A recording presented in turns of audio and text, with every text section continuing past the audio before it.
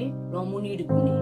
সংসার করতে গেলে কোনো কিছু কেউ বললে কানে নেবে না, সেটাকে নিয়ে আলোচনা করবে না। আর কোনো কিছু কেউ বললে রাগ করবে না, তবেই সংসার। খারাপ বললেও তুমি সেটাকে হাসি মুখে মেনে নেবে। খারাপ রান্না হয়ে কিছু বললে তুমি সেটাকেও মেনে নেবে, তবেই সংসার। সংসার বড় কঠিন। সংসারে থাকতে গেলে ভালোভাবে চলতে হবে, আর বাজে কথা কানে দিলে হবে না। আর রাগ করলে তো চলবেই না। রাগ থাকলে সংসারে ভালো টেকা যাবে না। এইভাবেই আমাদের সংসার। সবাইকে সুন্দরভাবে খেতে দিতে হবে, যত্ন করতে হবে, তাদের মন জয় করতে হবে। তারা তাহলে কোনোদিনই রেগে যাবে না।